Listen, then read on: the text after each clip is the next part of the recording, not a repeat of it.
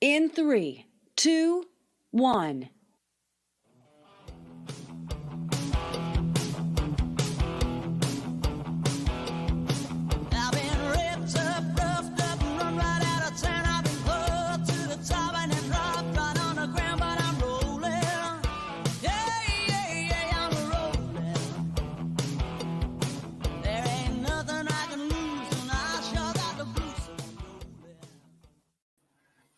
Hey everyone, welcome to the relaunch of Talking Headless.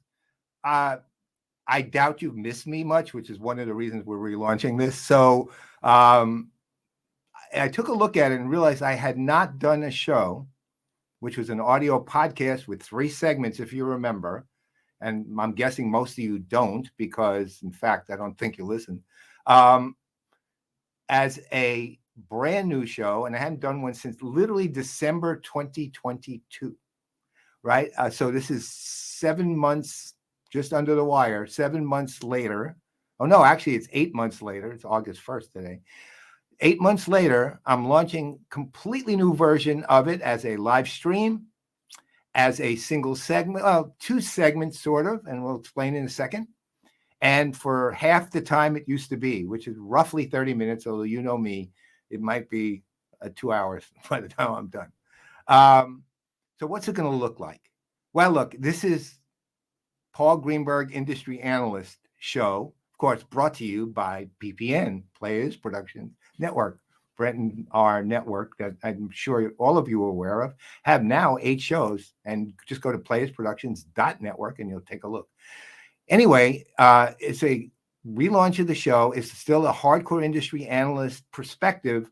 And the way it's going to work is it'll be a segment for roughly 20, 25, thereabouts minutes on a single company in our industry. And then a segment, which I'll tell you about a little later, entitled Something I Really. And what I will tell you about it, let's just say it's something I really dislike and something I really like. We'll get into more when we get to it. But what I want to do now is just begin this brand new show with the company that we are going to focus on, and that's Zoho. And I know that you think Zoho is a software company. Think twice. And let's start. I want you to see this.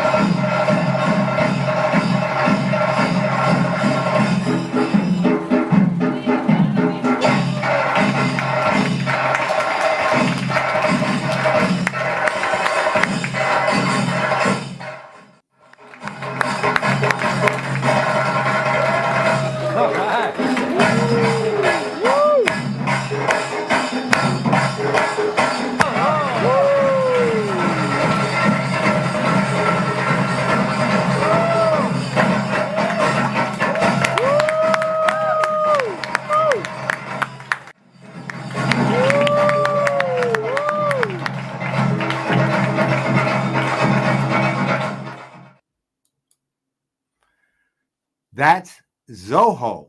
Okay, I'm not saying any more than that right now. First, I want to just begin by taking a look at Zoho and their history. This is a 27-year-old company. They have been around a long time. I've actually known them, I think, 21 of their 27 years. They were founded 27 years ago by Sridhar Vembu, who is still the CEO of the company. And at the same time, they were founded on a bedrock of principles. And one of the biggest things they have always been committed to as a technology company has actually been doing public good. They've had consideration for people, not just customers, and we'll get more into that as we move through this broadcast, but for the human species as a whole. And it reflects itself in their policies and their programs, in the way they engineer their software, in what they release, how they're currently moving the nature of the company to something entirely different. And it reflected in everything they do. But let me start with a simple principle that they set 27 years ago, which will tell you almost everything you need to know about them. They said that if you became an employee of Zoho, you would never be laid off. And they have stuck to that for all 27 years, right? In fact, Sridhar Vembu, in a trip to India where 15 analysts, including me and Brent and several others, and Dave Smith, who, by the way, thank you, Dave, for that video that you just saw of the kids dancing. That was Dave Smith's video from India, and then we'll get, again, more into that in a minute. But we had a trip to India where Sridhar said in the 27 years that the companies existed, they've only, for cause, let go 22 people. Nobody in this industry can make that claim but them. Nobody. In fact, honestly, I don't think anyone in business can make that claim but them, but I'm speaking a little more speculatively there. That's the foundation, the bedrock of Zoho, which is they care about the people that they are engaged with at any level, in any way, anytime. So the question then becomes, if Zoho is a software company, are they really?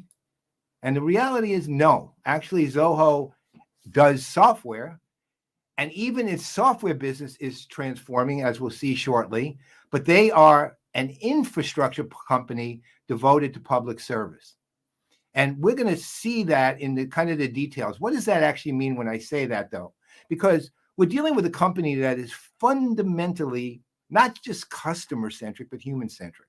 Meaning, not only do they care about their employees, not only do they care about their customers, but they care about every human on the planet and the well-being of those human beings. To give you some just very specific examples of actions they took, as opposed to the overarching kind of platform ecosystem and corporate entity they are, during COVID, they not only provided medical assistance to thousands and thousands of people in India, but they were feeding 40,000 people per day coming out of the pocket of the founder, Sridhar Vembu, just to get them through the day. 40,000 people per day were being fed during COVID because they didn't have food.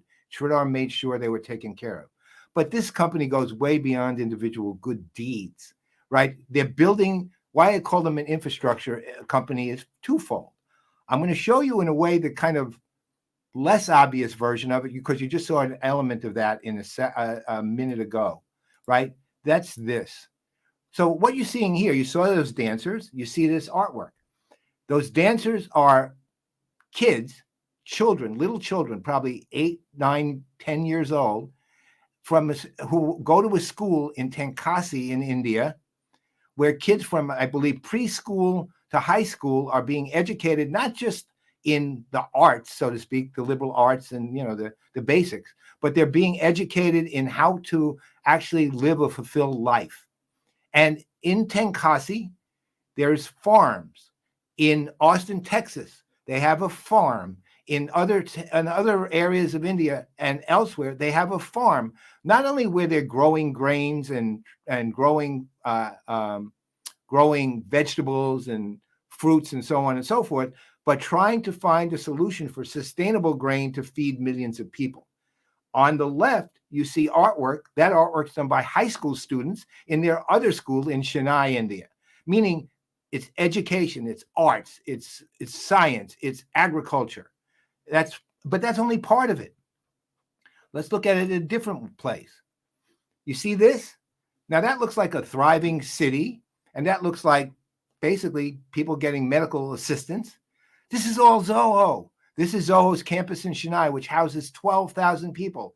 The cafeteria that they have every day feeds 3 wholesome, healthy, and actually very good tasting meals to 12,000 people every single day, all 3 meals.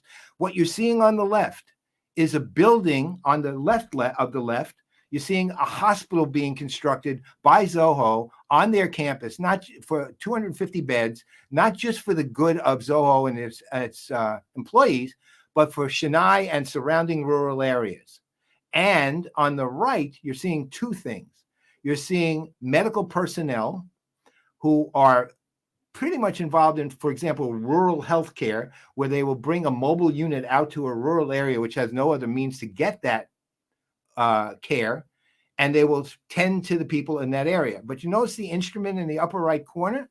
They have a medical device division that is building connected instruments at 1/10 the cost that something like Siemens would build it at. And these are approved by all the necessary health and medical authorities that need to approve them for their use in medical facilities.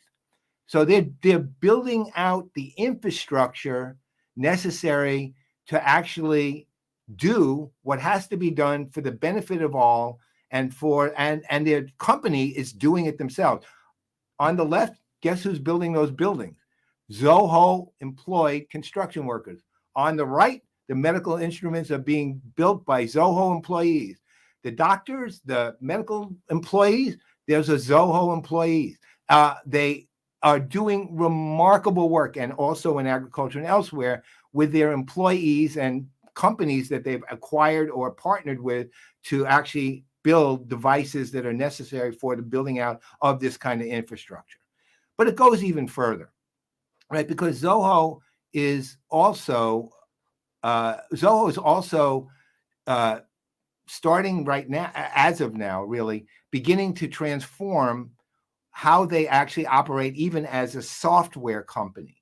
And before I get there, I want to talk about sort of there's sort of an in-between here between the infrastructure and the software company that I kind of want to go to. They have a program that they kind of began in India, and that they've extended to the United States, Canada, and Mexico, called transnational localism. And it operates on this theory. There's a lot of talent and a lot of people who if given the opportunity, will thrive with the kind of jobs that will benefit their families, their friends, and everybody else.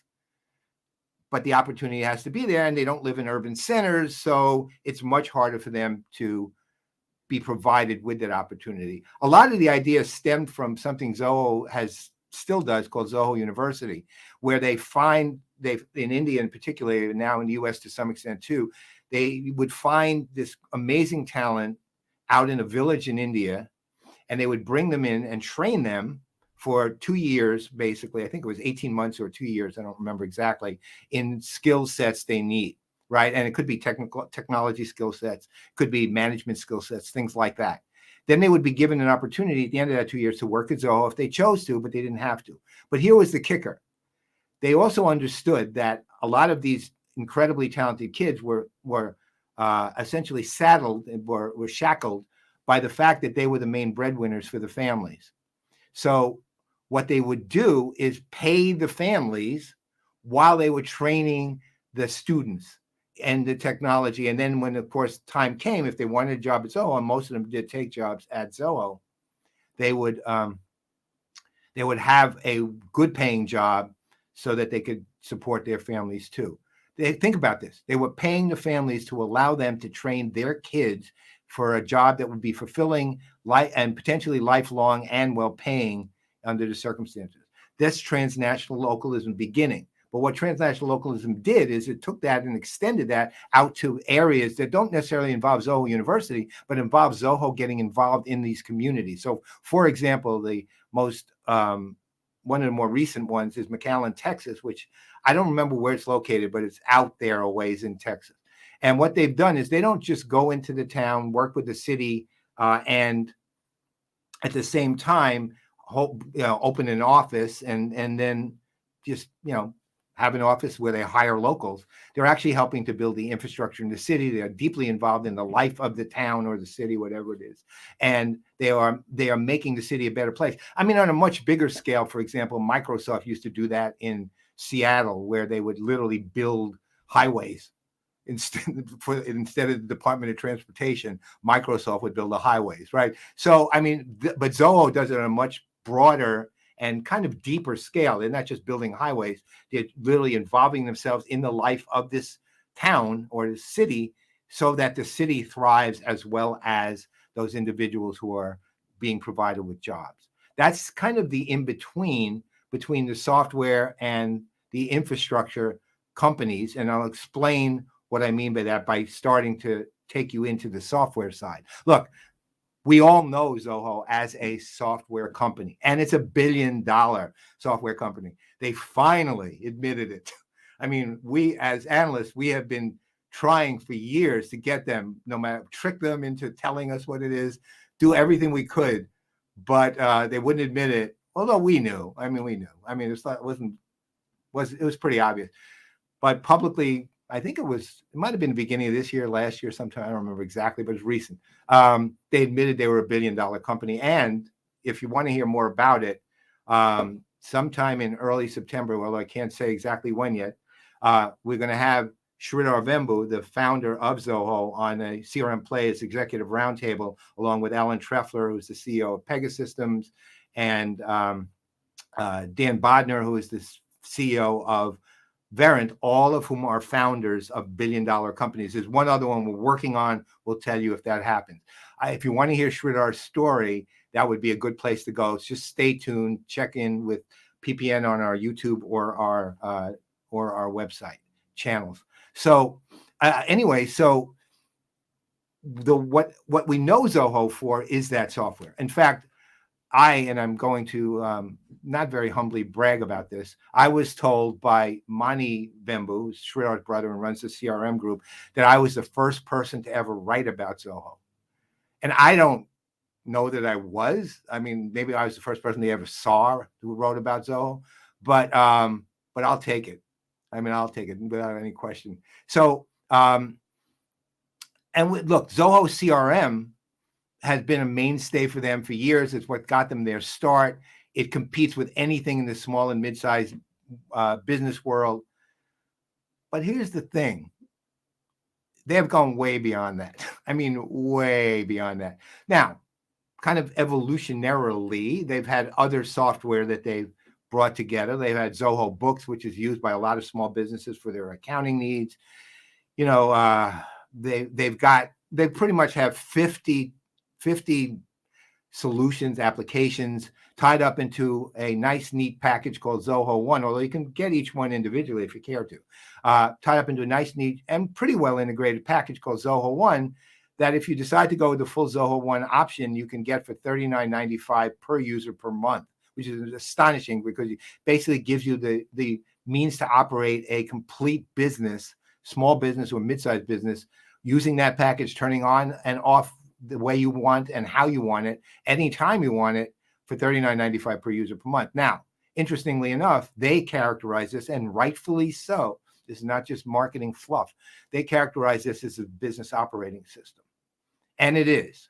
It genuinely is. And the other thing, which they don't call it this, but they talk about, is a hardened business operating system, meaning unlike any other one that I know, well, let's say more than any other one that I know, not unlike, more than any other one I know, they take into account security and privacy controls and rules and give the user more control over privacy and security than any other operating system or business solution set that I've seen in a while. Like, for example, if you want to turn off Facebook or LinkedIn's ability to get data from you and still want to use LinkedIn and Facebook, you can. You know, one of the things that that's amazing is that LinkedIn and Facebook, as you well know, take your data, right?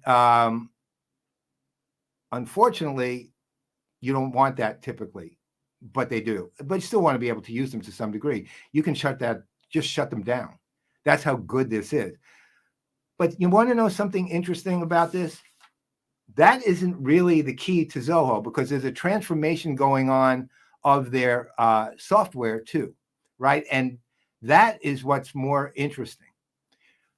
Not too long ago, they introduced a number of products called Zoho Start, Zoho Domains. I think it was Zoho Publish, Zoho Tables. Oh, and a browser, very good browser, which actually is my default browser now, called Ula. I'd love to tell you what Ula means, and I actually was told that, but I honestly, to my great discredit, don't remember. But in any case, the release of that technology, those technologies, those capabilities, changes Zoho. I'll tell you why. Zoho Start will take a business and literally do what it says. It will provide you with incorporation of whatever form you want. It will help you set you up for your financial requirements. It'll basically take care of the start you need to have for all your operational necessities. And with Zoho domains integrated to it, if you register, you can register a domain with Zoho. Okay. Now, ULA is a free, available default or browser that is, it looks just like Google Chrome. No question about it. It's built on Chrome. However, the privacy and security controls built into it are much greater than Chrome's and much better than Chrome's. Again, I use it as my default. Now, here's the interesting thing. Take those three things, and Zoho published to a different extent, but take those three things: Zoho Start, Zoho Domains, ULA. And all of a sudden, you have an ecosystem, right? You have a business ecosystem that takes the operating system and extends it from what a business needs to start and to do and to grow from end to end, and the overlay around the web browser and things like that. So what does that make this now? Is this just a business operating system? No, you know what this is? This is Zoho as a service, right? That's what this is. This is Zoho as a service. Now, I want you to put that in the context of Zoho, the infrastructure company. Because for Zoho to become a true infrastructure company, they have to provide the set of services necessary to sustain and support that infrastructure. And that's exactly what they're doing. Now, what does that actually mean, and where does that go? All right. If Zoho does all of that, the question, and Zoho is now doing all of that, which is why I'm saying you can't really call, go right ahead and call them a software company if you want. Really, they're not. They're an infrastructure company that provides software, services, and hardware and genuine infrastructure to do what needs to be done to build out a human-centric kind of world. And they do it with capturing the talent and capabilities and building the infrastructure in cities and towns all across, especially India and the US, or India and North America right now, but more in the future. So then the question goes, okay, well, Zoho is still $1 billion company. What does it do with the money beyond invested that way there? Well, here's the other thing. Sridhar made a very interesting point to all of us. Look, they're a private company and they're holding themselves private deliberately. And the reason they're doing that is so that they can do what they want with their profit, right? And that's not the only reason, but let's say that's one of the reasons.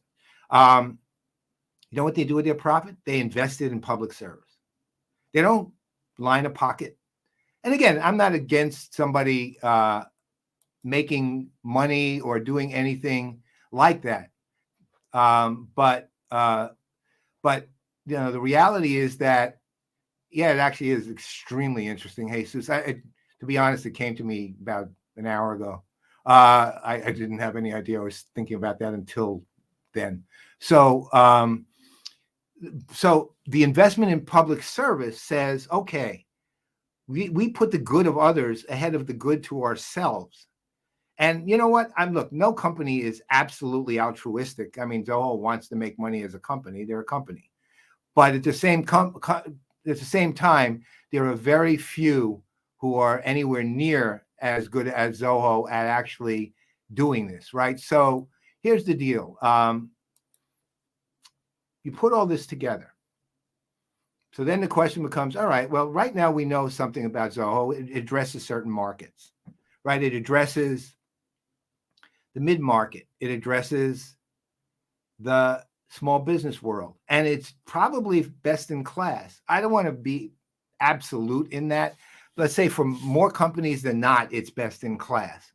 to go via Zoho for your small business and your at least to the middle of the mid-market needs. Zoho has talked about the enterprise, and Zoho is talking about going up market to the enterprise. I'm not sure they're there yet. And Zoho also, even though I think it's less than they think, Zoho has what they think is a recognition problem. Zoho itself has said, well, one of the problems we have is that nobody knows us. And one of the analysts at the recent Zoholics Analyst Summit actually said the same thing. After 27 years, how come no one knows about you? I don't think that's a fair characterization. Zoho deliberately kept itself in stealth to protect its culture, which is, as you can see, extraordinary, to protect its culture for 22 of those 27 years, right? So it's not fair to say, we've had 27 years to do this and nobody knows about it. It was pretty deliberate to keep low key. I would say 2018 is the year they kind of came out of hiding and began to go public. But at the same time, while their technology does scale to the infrastructure, and they have, as you can tell, a culture and a company that is just extraordinary, there are some things they need to do. And what we're going to do now is go through what those are to close this part of the show out. Look, these are premised, most of them are premised on, no, all of them are premised on two different things. One of them is, does Zoho really want to go to the enterprise? And that means a US definition of the enterprise. They're $1 billion company. They are an enterprise-sized company. In other countries, the concept of enterprise is smaller than the concept it is in the US. But when you're talking here, you need to talk about the companies that you would be competing with would be like Salesforce or Oracle or SAP, Microsoft, etc., Adobe, who deal with the very largest country, 100 billion, 200 billion, 500 billion. Louis Vuitton is like $400 billion. It's just humongous numbers. That's enterprise, right? And that's at least how I view it. And so if you're going to do that, there's a couple of things you got to do considerably better than Zoho does. Now, Zoho, admittedly, by their own decision for a while, never really had a strong vertical strategy, nor did they have a very strong go-to-market partnership, partly because they are very much, we can build it ourselves, engineers, and have been for many years. And interestingly enough, they have built it themselves. But there comes a time where those things have to change. And in a sense, if you're going to go up market, I would take a page out of Creatio's book, which effectively solves both of these top two issues, right? One is vertical and GTM. What Creatio does is this. They have a deliberately, and they were like Zoho, they could build it themselves. And again, incredibly good engineering company and build it themselves. But what they've done is they realize that verticalization is necessary to go up market, because that's where nothing's really a green field anymore. Let's call it a turquoise field, at least, is around, meaning there is real opportunity. It's why you see SAP at least trying to go with this industry-first strategy around at least CX, even though they've told me that it's not strictly all it is, but industry-first strategy, because there's opportunity there that you would need for the enterprise. And once you get to the enterprise level, you're going to need highly specific capabilities, highly engineered and customized looks at things, especially industry specific.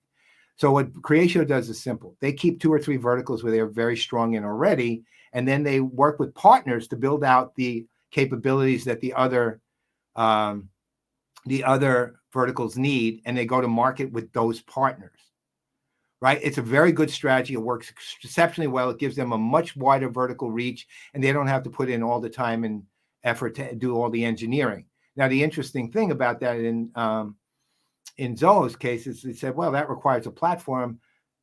Well, Zoho is a platform. It's just that they talk more about operating system. They talk more about, and I'm talking about ecosystem, but the fundamental technological underpinning is a platform, and you can build on it, right? So taking a page out of Creatio's strategy and identifying a few key verticals, working with partners who you choose for strategic purposes to go to market with, and let them build them and then go to market with them, begins to help you with the move up enterprise if you're going to go there. There are a lot of other things they're going to have to do if they go there, because they, even though they are an enterprise, their culture isn't built to sell to the enterprise in U.S. terms.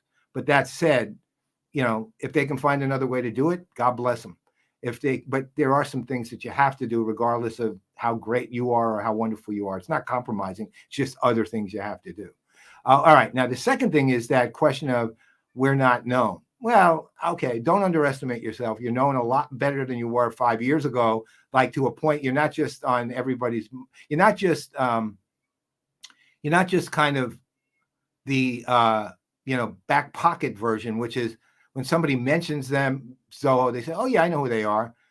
You're actually front of mind in a lot more places than you think. That said, you still do need to do two things. Look, I know, and there's a caveat when I say cohesive marketing strategy. I know you've done traditional marketing over the years, and Zoho, and that means the billboards and the TV ads, and to be honest, you've been incredibly clever about them too, really clever about them. But I'm talking about something a lot bigger, and I'm talking about spending the money on the category of marketing. And I'm not talking about, by the way, to be clear, corporate communications. You have what probably is the best team, if not one of the, if you're not one of the best teams, you're the best team in the world in corporate communications, headed up by the incredible Sandy Lowe. And you do AR and PR, well, AR especially, better than anything I've ever seen, really, especially for a small AR team. It's just astounding what you do. But this means hire, promote a CMO, means get someone in who can develop a strategy. It means go to build out that strategy. It means invest the money in it, and it means go. It depends.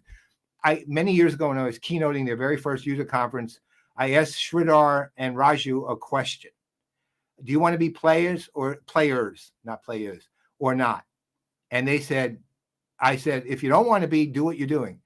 They said, no, we want to be. Okay. Well, if you want to be players in the enterprise market, you need that marketing strategy. The second thing is thought leadership. Now, that said, when it comes to the kind of thought leadership on how to do something technically, how to do this kind of thing, that kind of thing, you're great.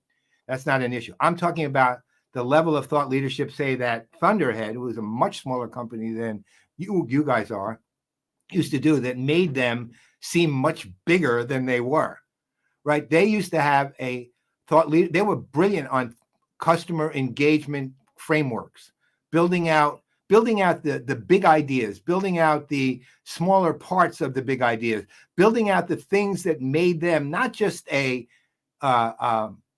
trusted community leader, meaning those who are in your orbit totally believe in you and trust you, but a trusted advisor, which means those who find out about you learn to trust you, even if they're not your customers, they're not in your community. That's how you do this, and that's what you need to do. Again, I don't have time to outline the details because we want to move on to the final segment of the show, but when push comes to shove, what I said is you may think of Zoho as a software company, but you're not looking at Zoho. You shouldn't be looking at Zoho as a software company. You should looking at Zoho as an infrastructure company who provides everything necessary, from the hard infrastructure to the services and the technology, to actually impact the globe, the world, in ways that are human-centric, meaning do what's necessary to provide a good life for others. And Zoho, if I'm giving it to you, you're the best I know at that. So now we're going to move on to the brand new segment, and that's called, oh my, see that? I blew that part. Okay, I forgot to turn it back. All right, well, next time around. All right, it's called Something I Really. All right, now the idea of this segment is very simple.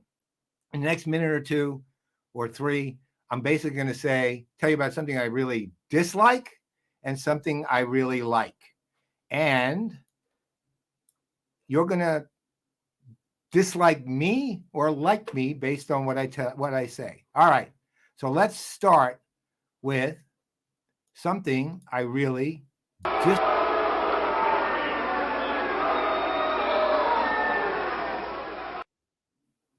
All right. Attacking your competitors. I hate this. There's probably a better term for it, although I'll leave it at I really dislike for the moment, since hate may be too strong a word. Look, here's the deal.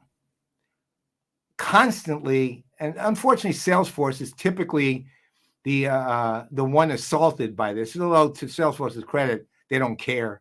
But typically, you see companies in our industry go out and they just, in the most disrespectful way, attack their competitors. And these are just attack dog attacks. They're not comparisons. They're not the kind of thing you go through when somebody's making a decision on one or two companies where you're comparing one against another. These are just outright mockery and attacks and nasty sometimes.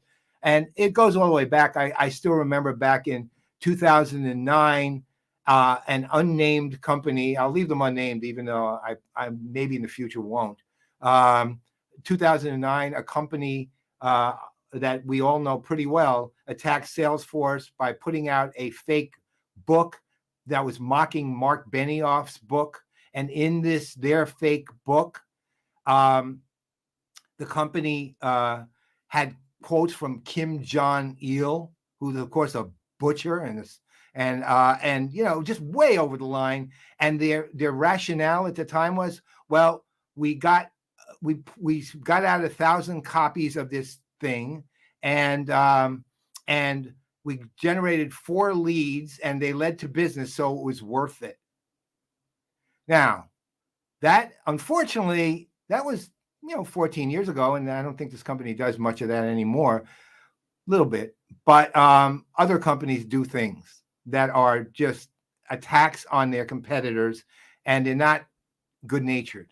So here's the thing. One, it makes you look like fools, complete fools, because here's the deal. You make them the alpha, and you're looking like these little nothings who have to attack the big one because you're so small, you don't know what to do about it other than go after them. That's one. Two is, it's demeaning to yourself. What value is there in attacking your competitor with no substance other than mockery or disdain? I said, it just makes you look like a dick, really. So here's the thing. Stop. Okay, just stop doing it. Do well on your own merits. Talk to them. When the time comes in selection process to compare. But don't do this publicly ridiculous attacks on your competitors, which have no basis and foundation at all. They're just stupid. All right. And so again, you look like a little person, and you get treated as badly as you trying to treat them. Here's what I like.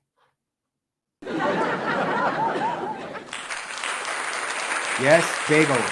Thank you. Thank you very much. Bagels from the Best Bagel and Coffee in New York at 225 West 35th Street between 7th and 8th. These are the greatest bagels in the history of bagels. Very old school New York bagels in the sense that they got that chewy outside, that kind of doughy but not too doughy inside.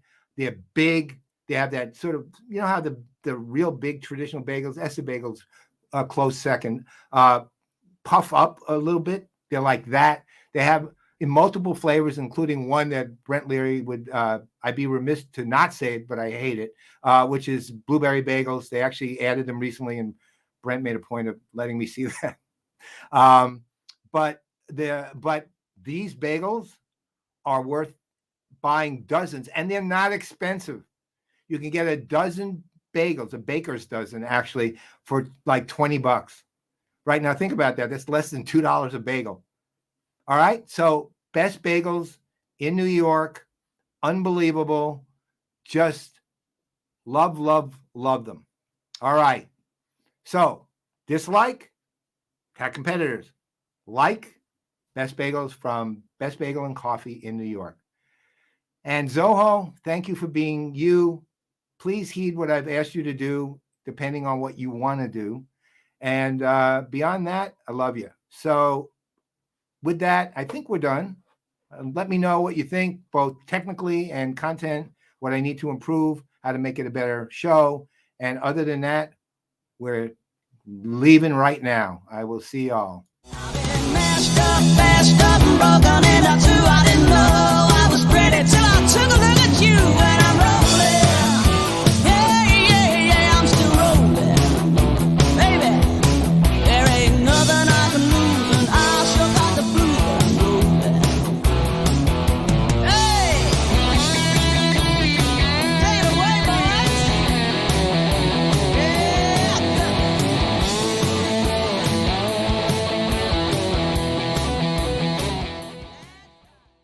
Brought to you by PPN, the Players Productions Network.